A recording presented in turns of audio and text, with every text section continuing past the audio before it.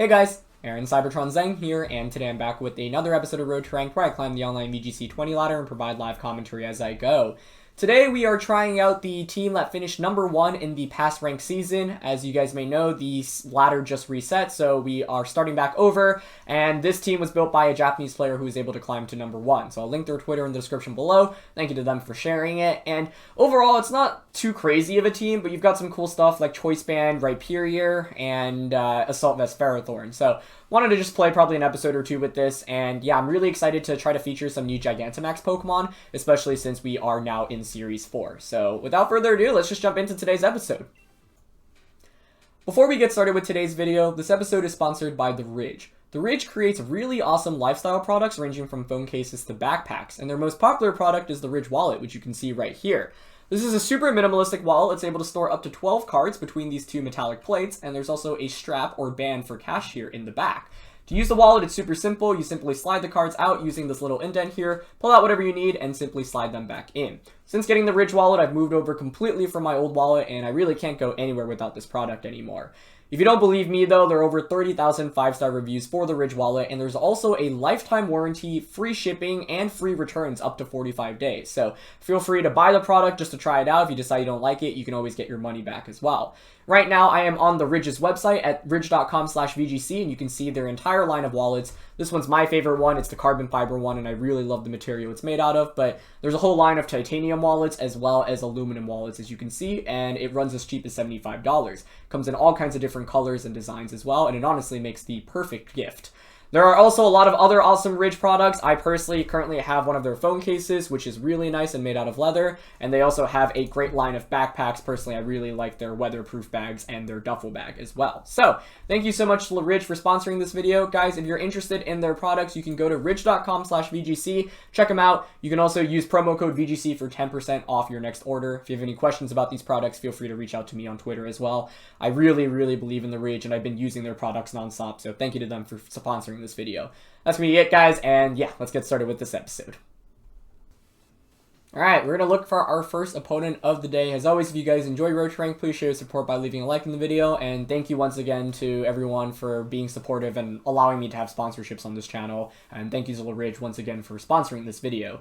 I'm really excited to jump into a brand new series of VGC. I think the new Gigantamax Pokemon probably won't be super relevant, but we're definitely going to try out some cool teams. I definitely want to try out Gengar and Machamp at some point in the next couple of weeks, and I hope everyone's doing well. Like I mentioned in my previous videos, I am wrapping up finally my time in college, so my last day of classes is actually this upcoming Monday, and I just have a couple of final assignments and things to finish up. But yeah, the end is super, super near, and afterwards I'm excited to really be able to have more time to, spend with you guys, make more content, and I'll actually be streaming on Twitch. By the time this video goes up, I'll probably be live on Twitch for a couple of hours. So yeah, hope to see some of you guys there at twitch.tv/CybertronVGC. As I mentioned, I've been trying to stream more, and when I am done with school, I definitely will be more active. So yeah, let's just jump into today's episode, and we are up against Marco. So I'd really like to bring Ferrothorn and Rhyperior as much as possible with this team, mainly because I think they're two of the more unique members of the team. Otherwise, it is like a relatively standard team, but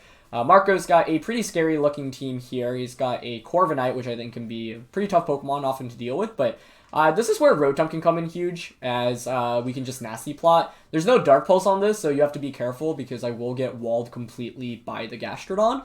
So Gastrodon's also a pretty high priority Pokemon to try to pick up a KO against. Now this Chandelure actually does have Energy Ball, which makes it pretty interesting. So we actually have a great way to hit the Corviknight and the Gastrodon. So I'm thinking I definitely want Chandelure.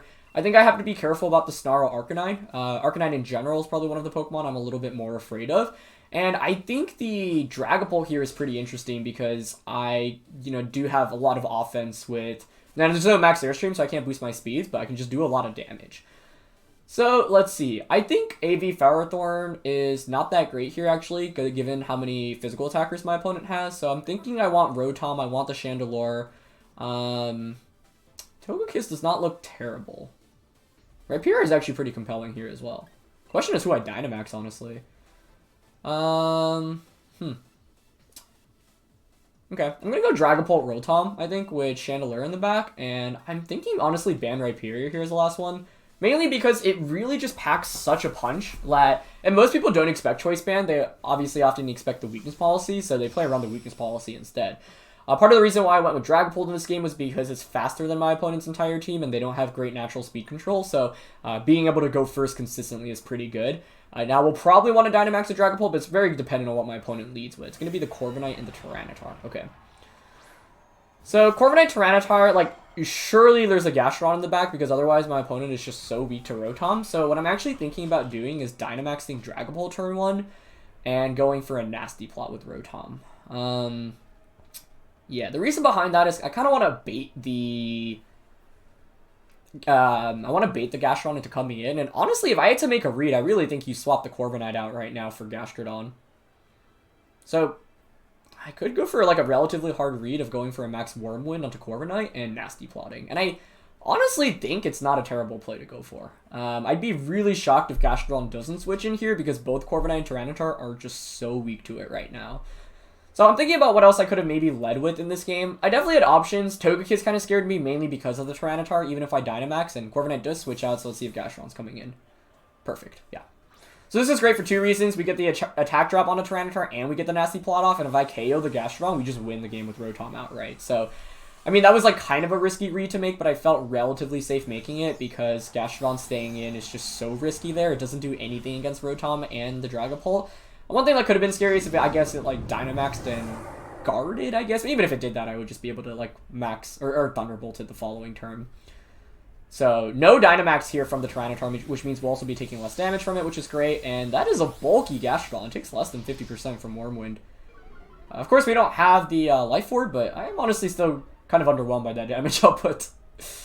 As my opponent's gonna hope, if they crunch into the Dragapult, that's the best case, because then it activates our weakness policy. And it is going to be crunch. That is the perfect turn 1 for us. Like, it actually could not have gone any better. So we get weakness policy activated, we get the attack drop onto Tyranitar, we get Gastrodon in, so everything's looking really, really good right now. I'm thinking it's fine to actually just play relatively safe here by going for another Max Wormwind onto the Gastrodon. There is a chance that the Gastrodon protects. I guess if I want to read the Gastrodon protecting, I could actually just Steel Spike and Thunderbolt into Tyranitar. That actually doesn't seem too bad, because Gastrodon really doesn't threaten me right now. It could Dynamax and go for an Ice Beam, though, onto the Dragapult, so I guess it's probably better to just play it safer and just going for a Wormwind and a Thunderbolt. I don't mind playing it safe right now. And the Gastrodon doesn't protect, which is great. Okay. So I could have risked Hydro Pumping there, but if Gastrodon protects, then the Hydro Pump doesn't go off, and Thunderbolt's guaranteed damage onto Tyranitar, and it means that it's probably in KO range from a Max Steel Spike anyway, so I don't mind just playing it relatively safe here. So Thunderbolt here should do around, I would think, like 40-50%. A little bit more, actually, which is really nice. And we get a Paralysis, which is great. So let's see how much Tyranitar does in return here. It's going to be just going for another crunch on the Dragapult, but these attack drops have really, really paid off. And now I actually think Rotom's just in a prime position to win this game.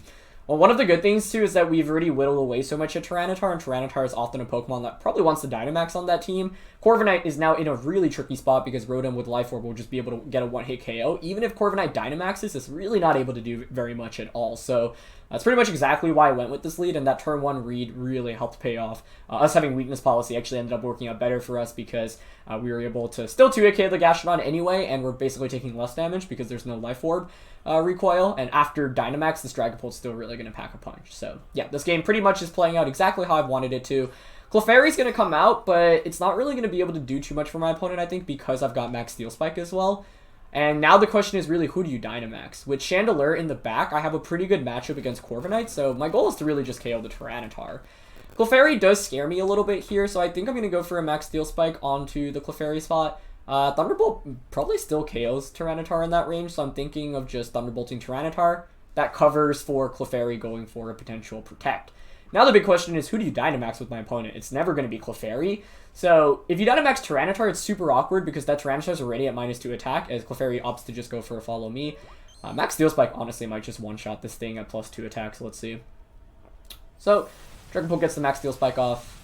And it is enough for a one-hit KO. So yeah, this is pretty much the perfect game.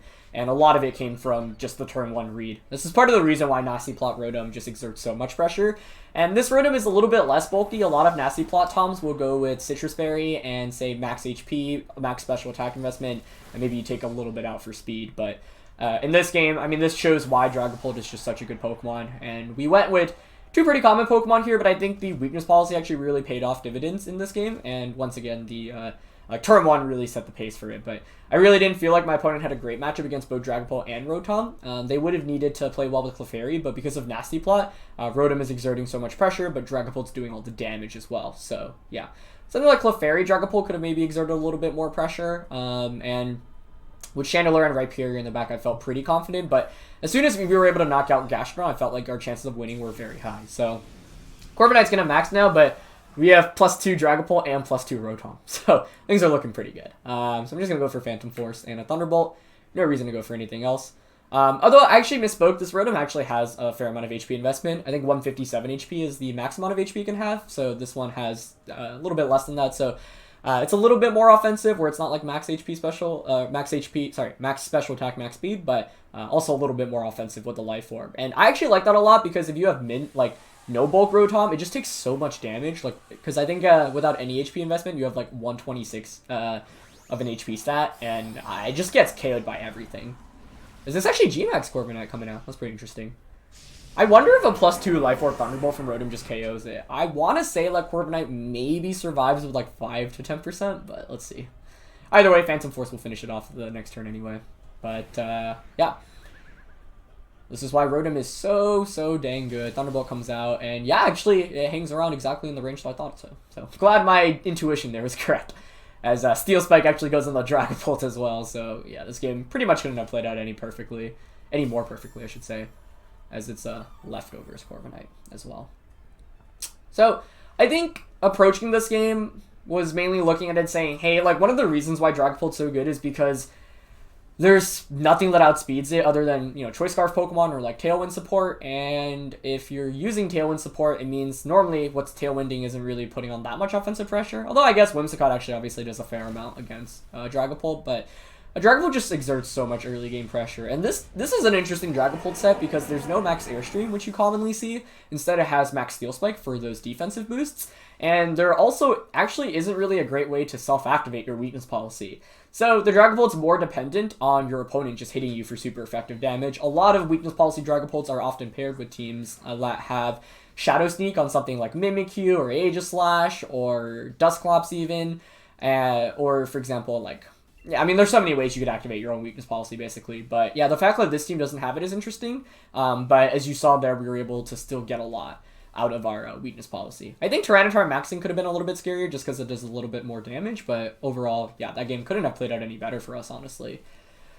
Next team today that we're going up against is Raichu, which is really cool. It also has a Dragapult. Excadrill's probably Mold Breaker, which means, like, Rotom on paper looks really good here, right? Because it's like hits super effective against Togekiss and Milotic and the Excadrill, but I have to worry about Lightning Rod as well as Mold Breaker, and it's almost always Mold Breaker on these team comps, so something you have to be careful about.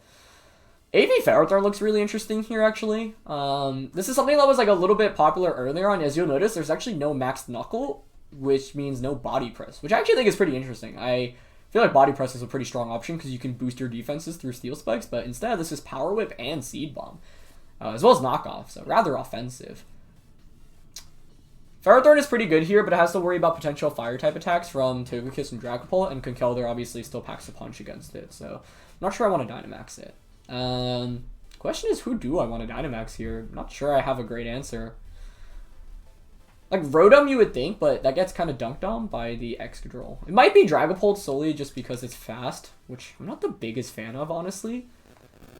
And I'm also running out of time, so let's be smart about that.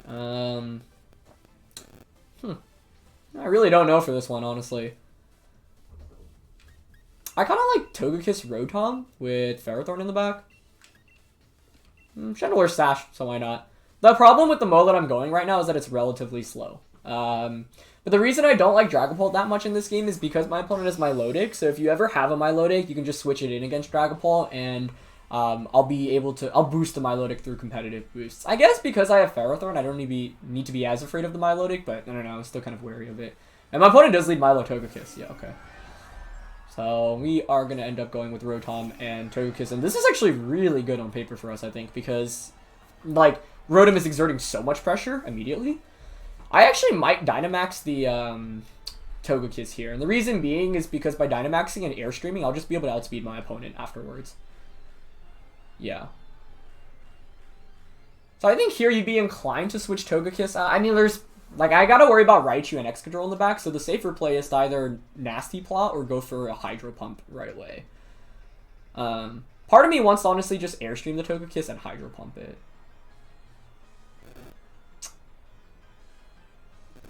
it. Protecting also works. I could also Nasty Plot. I think I'm going to go for the Hydro Pump. I could really see Togekiss switching out into Excadrill here, but unfortunately it doesn't, so we could have just KO'd it with a Thunderbolt. I think Protect on Rotom maybe makes a little bit more sense, where that way, by protecting, I guarantee a speed boost. I get to see what my opponent tries to switch into, and I also get free damage against Togekiss. So, yeah, I don't know if Hydro Pump was the best play there, but it was kind of similar to the last game where I really thought there was a decent chance my opponent would switch. Okay, Togekiss actually reveals Protect, so Nasty Plot might have been better there. What I'm worried right now is just Blind Hypnosis from the Milotic. Okay. So Nasty Plot would have been super good for us there, but it's really not the end of the world because we get the speed boost. The only problem here is if Milotic actually goes for a Blind Hypnosis and hits it. And I do think there's a decent chance for that given how this is playing out thus far. He's just going for Ice Beam, though. Okay, I'll take that. I will definitely take that. It's Life Orb Milo, too. Huh, interesting. That really makes me want to double up onto Milo this next turn with an Airstream and a Thunderbolt. Given that it's Protect Togekiss, a lot of offensive Togekisses do run Protect now. I guess I shouldn't be that worried about Milo, though, right? Like, Ferrothorn just hard walls it. So I guess because Togekiss protected this last turn, I can just double up onto that slot. Max Flare and Thunderbolt actually cover all my options, and it also reduces the water type damage from Milo. So I don't mind going for that, I think. He's not gonna switch out, he's actually gonna Dynamax, interesting. Oh, it might be a Dynamax and just go for Max Ice onto my Togekiss, and if that KOs, that could be problematic. Yeah. I wouldn't be surprised if it were just like a follow me here and Max Ice, but once again, I don't have a terrible matchup against Milotic because of the because of the Ferrothorn, and Togekiss just opts for follow me. Okay, so Nasty Plot last year would have worked out better, but I thought like there it was possible that my opponent's Togekiss Dynamaxes, although I guess my play doesn't really cover for my opponent's Togekiss Dynamaxing anyway. And we actually just one-shot the Togekiss there with Thunderbolt, which is nice.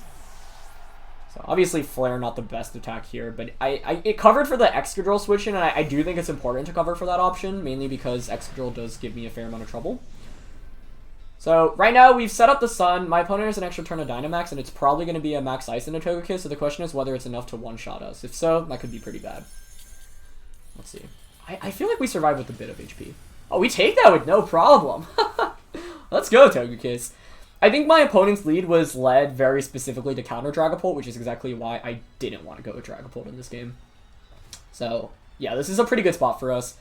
As long as we attack around the Milotic, like the Milotic is taking a fair amount of damage. It's already at 60%, which is already pretty good for us, but yeah, a Ferrothorn will be able to clean up against that pretty easily. My opponent does have Raichu, though. Okay. It wasn't surprising to see this whole time. I was kind of expecting it. So, I mean, you could pretty easily go for Fake Out onto the Rotom and Max Ice onto Togekiss, but I don't think that's much of a problem. I guess what's scary here is I might need to hit a Hydro Pump against Raichu. Because what I want to do right now is just go for a Max Starfall onto the Raichu just to get damage against it, and then it should be in Hydro Pump KO range. And then I just bring in Ferrothorn to replace the fallen Togekiss. That seems fine by me. There's no point in changing the weather because my opponent has an extra turn of Dynamax, so they can just Geyser us anyway. So I think Starfall into Raichu here is fine, and I'm just going to protect with the Rotom. Especially because I've got that speed boost from Airstream, I should outspeed Raichu. So might as well just not eat up the Fake Out and eat up free damage here. Yep. Yeah, there's nothing else to go for there if you're Raichu. So we'll get Starfall off. Terrain doesn't really matter. It does matter, I guess, if you have Hypnosis. Okay. Yeah, if you have Hypnosis on Milo, but it's Life Orb, so I'm expecting Water, Ice, and Ground coming from Mudshot. And it's just another Hailstorm coming out, which is fine. So we get ourselves as Ferrothorn out now, which is really nice. You know what's actually interesting? I could bring in Chandelure, because I have Energy Ball. But I feel like Ferrothorn is just better here, because I'm not taking much damage with Assault Vest. Yeah, and Chandelure outspeeds Milotic, and she just KO that with the Energy Ball in the late game, so... the big question here is whether we can hit a Hydro Pump. This is one of the spots where I wished I had Dark Pulse, but it's fine. So the main question is, does my opponent have a Ferrothorn answer in the back right now? We've KO'd Togekiss, which was one of the 2 Pokemon I was mainly afraid of, and I think the other answer against the Ferrothorn would be Conkeldurr, which my opponent could have in the back. But I think Hydro Pump into Raichu here is pretty safe. And I might as well just Seed Bomb, I think, into Milo. Yeah, this feels pretty safe as long as I hit the Hydro Pump, which is obviously not a guarantee. If we miss, things could get a little bit dicey because then you can knock out Rotom. Whereas I don't think Milo can one-shot Rotom right now because, I mean, Rotom's one of the best Milo counters, right? Like Water, Ice, and Ground all don't really do very much against it, so yeah. Oh, Raichu's still faster. Okay, that's problematic. I should have maybe Airstreamed them last turn. I actually should have seen that too based off the Hail damage because, yeah, Raichu would have been hit by Hail first last turn. So that was kind of a blunder on my end. But it's Excadrill coming in. That's eating up a Hydro Pump. So if we don't miss, it's just game over here. Beautiful. Beautiful. Yeah. So I was actually fishing for the Excadrill and the Raichu switches the entire time. I didn't really get them earlier on, but now I was able to nail it this turn. Oh, actually, I guess if my opponent doesn't go... If they go for a Max Geyser here to reset the weather, then Excadrill will survive the turn. And they actually go for that. Okay, nice play. I wonder if this KO's Rotom. Oh no, it's targeting Ferrothorn. Yeah, so best Ferrothorn takes that like a champ. That was a cool play by my opponent, though. You changed the weather. But Rotom is faster now because of the speed boost against Excadrill, at least. So I think I'm in a really good spot because my opponent just does not have anything for AV Ferrothorn right now. Seed Bomb does so much damage there, too. And everything's damaged enough where... And this is one of the nice things about having Seed Bomb. I don't have to risk missing Power Whips right now. I'm just double checking. We're at +1 speed, 3 turns of terrain. It's Sash Excadrill, but I am afraid of missing Hydro Pump. I do think it's better to go for Hydro Pump, though, because the Thunderbolt... Well, let's see. If you switch it in Raichu, what does that mean for me? Maybe Thunderbolting Milo is fine, because Seed Bomb's going to get the KO onto Excadrill anyway. The problem is if you switch Milo out. I think I'd rather just Seed Bomb the Milotic and Hydro Pump Excadrill. Just slightly scary because I can miss, but I still have Sash Chandelure in the back as well. And Excadrill protects, actually. Okay. So that makes sense. I think you protect in Muddy Water. Yeah, actually, this isn't over. My opponent could get accuracy drops right now. Plus, Raichu outspeeds me. That actually does a ton of damage, too. And we eat up the accuracy drop. Oh, boy. Is this happening? Okay, we get the Seed Bomb off. Now, Chandelure should win this in the late game. I think a Heat Wave might just double KO here anyway. I don't think we protect with Rotom this next turn. Yeah, because you might choose to fake out the Ferrothorn here. So I think we just go for the KO onto... Knockoff is interesting. I think we just Seed Bomb. I mean, Seed Bomb should KO either, obviously, right? So you could just go for fake out high horsepower and hope for a crit or a miss. I guess that's my opponent's win con actually right now, which is kind of scary. But they might choose to fake out the Ferrothorn, so I'm going to Hydro Pump the Excadrill. That was a good play by my opponent last turn. Fake out. Yep, into Ferrothorn. Okay, nice. So, question is whether we can hit this Hydro Pump this turn. And the answer is yes. Okay. That was scary, though. I don't like relying on Hydro Pumps because it's obviously not super accurate. But, yeah, I didn't protect there because I protected against Raichu the previous turn. And I thought there, if I protect and you actually nail the fake out high horsepower crit onto Ferrothorn, then I probably lose the game. Whereas, even if you fake out the Rotom there, high horsepower should not KO Ferrothorn, and Ferrothorn should just be able to KO in return. So, I think that was a pretty safe play. I had Sash Chandelure in the back anyway, so I wasn't super afraid, but yeah. I think the main thing that helped us win this game was the fact that my opponent... I mean, the lead was really good for us.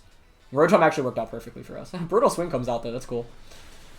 Actually does a fair amount of damage, honestly.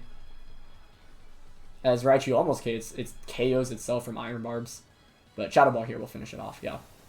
So Pharaoh was really big for us in this matchup, especially because as soon as my opponent committed to Dynamaxing Milo, I was like, okay, well, I mean, that's scary, but as you saw it, actually, I mean, it had to use, like, all 3 turns of Dynamax to really even get, like, 1 KO, so it didn't really pose that much of a threat to us, which was pretty solid. So, yeah.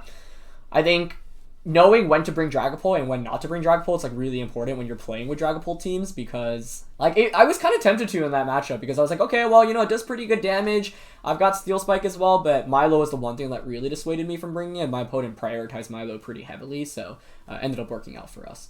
There's a Togetic on this team. That's really cool. I feel like Ferrothorn definitely shines in this matchup, despite my opponent being relatively physical.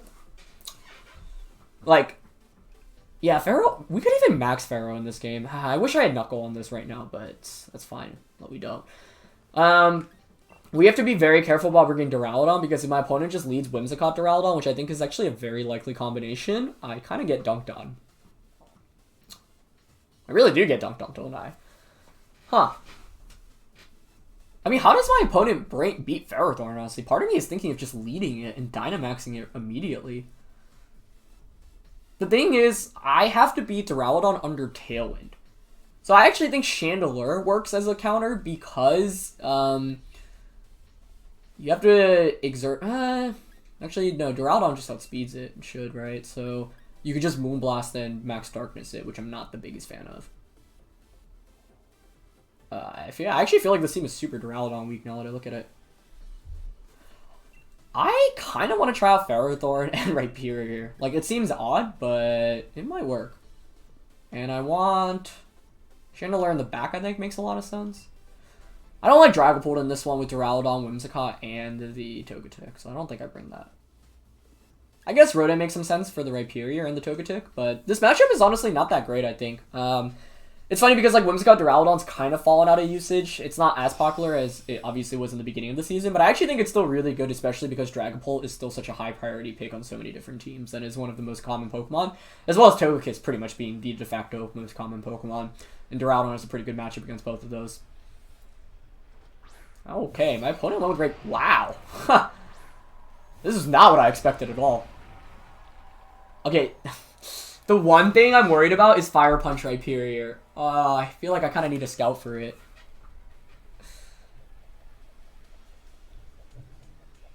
Okay. If you have Fire Punch, I feel like you go for it turn 1, so I'm going to switch out into Rotom. And, I kind of want a Rock Reckler. If I could just KO Togetic early on, that would be pretty good, because I'm getting Rotom in, and then I can just Geyser into the... Yeah, actually, this seems to work, right? The only downside is my opponent just Max Quakes into Rhyperior. I don't know if that one-shots us, though. We are banded. I mean, Rock Slide might just KO. Okay.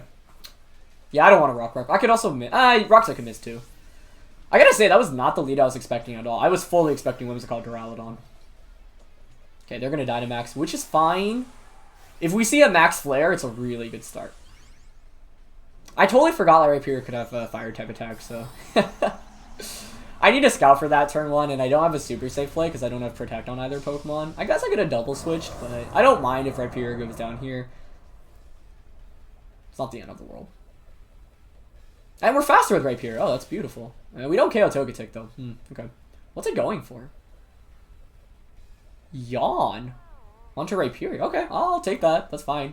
Let's see if it's Max Flare, then. Yeah, okay, nice. Nice. That's still scary, though, because now it means I have to deal with Max Flare Rhyperior. But I think what I can do this next turn is go for... I don't want to stay in with Rhyperior. The fact we're faster is a big deal, though, right?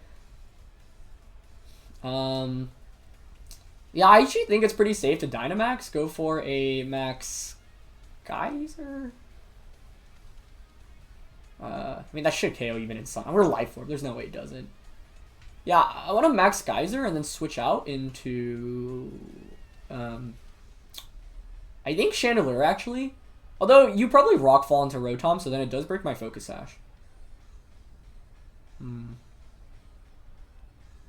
I still don't mind bringing out Chandelure, because I have Energy Ball in this thing. Yeah, Reckler might have been the play. I could have maxed, like, Lightning, you know, set up Terrain, but I don't like doing that here. And I think Dynamaxing Rotom is actually appropriate because of its matchup against Rhyperior specifically. Rockfall should be a 2-hit KO onto us, unfortunately, but it's not the end of the world because we'll be exerting pressure, like a ton of pressure going into this next turn. But it never feels great to Dynamax like a Pokemon that's already relatively frail and has taken damage as well. It's going to follow me, that's fine, yeah. The Geyser here was if for some reason my opponent doesn't go for Rockfall. But I think you always Rockfall into Rotom. Was there a point in making a breather? I guess I could have pulled a double switch into Chandelure and Ferrothorn to waste another turn of Dynamax. But I don't feel that great about my position then, because then Rhyperior exerts so much damage pressure. So right now it's just because like my opponent... Oh, wow. They quaked. Huh, in a Chandelure. I guess I'll take that though, because Chandelure doesn't faint. And I'm pretty sure Geyser, even with +1 Spadef, still just one-shots this Rhyperior. So the fact that our Dynamax Rotom doesn't take damage, I would say, is pretty good for us. I guess, though, what my opponent could have right now is Venusaur in the back. Yep. So now the question is, does Venusaur one-shot us? If so, that could be a problem. Oh, we do have Energy Ball. I don't think you one-shot unless you're Leaf Storm. Is this Modest Rotom? So Venusaur should definitely outspeed here. You could also Blind Sleep Powder us, which is scary.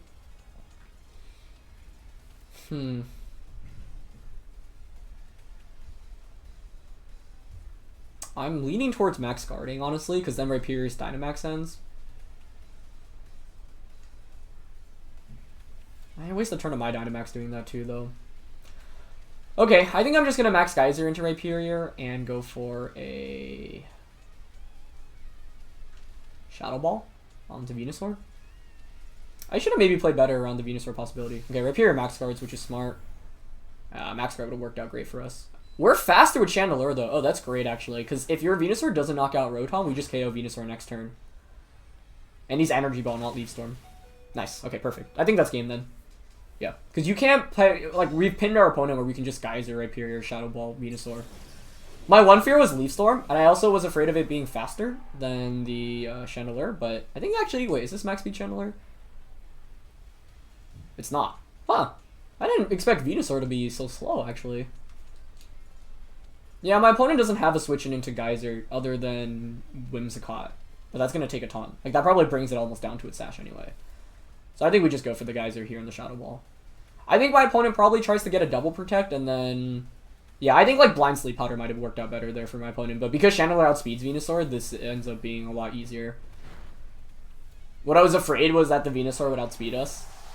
Because then you can attack before, and this means I don't get the Max Geyser off. But yeah, this is exactly why I Dynamaxed Rotom. It just exerted so much pressure against the Rhyperior, whereas I don't think anything else I could have Dynamaxed exerted nearly as much pressure. And yeah, the main thing was that I was able to call the Fire Punch turn 1, so that's why I have to play. It's like, Ferrothorn can look really good, but if we stall at the Dynamax and we have Rain up, then Ferrothorn's great. But yeah, I have to play around the potential of the burn. Or sorry, the Fire Punch. The Dynamax ends now, Bisharp's out, we're pretty low HP with both of these, but we have Ferrothorn in the back, and Ferrothorn itself has a pretty good matchup against Bisharp, and Rhyperior should just be able to one-shot it at this point, so yeah. Can just Thunderbolt, and I don't want to miss, so I'd rather just go for a... Ooh, this is actually interesting, because I could... Actually, Trick Room is the best play, yeah. Because, okay, my opponent just forfeits. Yeah, Trick Rooming there is the best play, because it basically... covers for the option, and if Rhyperior comes in, I have Earthquake, which is 100% accurate. So if you KO the Chandelure, Thunderbolt brings you down to any KO range. And if you target the Rotom, then I get Trick Room up, and then Bisharp and Ferrothorn just win that. I mean, it was a 4v1, so obviously it's like hard to lose, but I think like Trick Rooming there just makes the most sense. Yeah, not that Bisharp could have 4v1 at that point anyway, or 1v4 at that point anyway, but yeah. Anyway, that's going to be it for this one, guys. Thank you once again to the creator of the team. Their username is UnmaskedHero on Twitter, so I've linked their Twitter in the description below. We'll probably play 1 or 2 more episodes with this, and then switch to maybe some exciting Series 4 teams with some Series 4 G-Max Pokemon. So thanks for watching, guys. Leave a like as always if you enjoyed. Thanks to LaRidge for sponsoring this video, and I'll see you guys soon. All right, peace.